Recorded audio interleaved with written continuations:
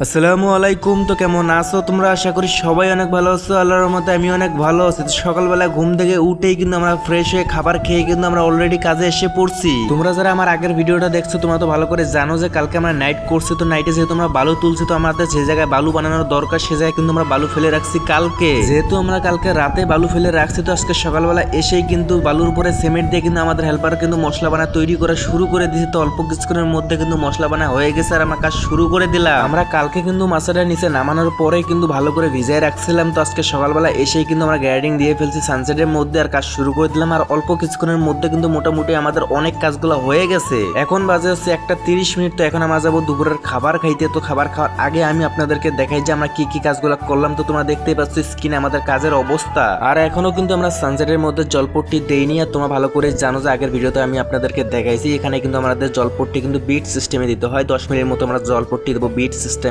পরবর্তী ভিডিওতে হয়তো সম্ভবত আমি আপনাদেরকে দেখাবো। আমাদের যে বাকি লোকগুলো আছে তো তারা তো অলরেডি তো খাবার খেতে গেছে 1টার সময়। তো আমরা যেহেতু একটু লেট করে ফেলছি, তো লেট করে বলতে আমাদের প্লাস্টারের কাম তো আমরা যখন তখন তো খেতে যেতে পারি না। আমরা যে কোনো একটা কাজ ধরলে কিন্তু কাজটা শেষ করার পরে কিন্তু খাবার খেতে যাওয়ার লাগে। যারা রাজমিস্ত্রি কাজ করো তারা এই জিনিসটা ভালো করে বুঝবে, বিশেষ করে প্লাস্টার যারা করো। দুপুরের খাবার খেয়ে এসে আমরা কাজ শুরু করে দিয়েছিলাম। আবারও তো হঠাৎ করে বৃষ্টি আসলো, তো সেই কারণে ভালো করে তেরপাল দিয়ে ঢেকে রাখছি যাতে আমাদের প্লাস্টার কোনো রকমের ক্ষতি না হয়। আর আমাদের প্লাস্টার কোনো রকমের ক্ষতি হয়নি, আমরা ঢেকে রাখছি ভালো করে। তোমরা তো দেখতে পাচ্ছিলে লাঞ্চের আগে কত পরিমাণে রোদ ছিল, এখনো কিন্তু রোদ আছে, তারপরে বৃষ্টি পড়তেছে। একটু আগে কিন্তু অনেক বৃষ্টি পড়ছিল রোদের মধ্যে, বুঝতে পারতেছিলাম না যে কি হয়েছিল। রোদ অনেক আছে কিন্তু তারপর বৃষ্টি আসছিল। এখন বাজে হচ্ছে বিকাল 5:30। তো আমাদের কাজ মোটামুটি অনেক কাজ হয়ে গেছে, তোমরা স্ক্রিনে দেখতে পাচ্ছ ভালো করে। আমাদের এখনো গ্রিলের যে বটমটা আছে ওইটা কিন্তু করা হয়নি, ওটা আমরা কালকে করবো সম্ভবত। আজকের মতো কাজ এ পর্যন্তই। তো এই যে সামনে যে ওয়ালটা দেখতে পাচ্ছ ওটার মধ্যে কিন্তু সিরামিক্সের টালি লাগবে, তোমরা ভালো করে জানো, আগের ভিডিওতে বলছি আমি। আর আমরা এখনো কিন্তু জলপট্টি দেইনি সানসেটের মধ্যে, ওইটা আমরা কালকে দেবো সম্ভবত। যেহেতু বিট দিতে হবে, আজকে যদি শুকাই যায় কালকে দিতে আমাদের সুবিধা হবে, তো আমরা কালকে দেবো আজকে না।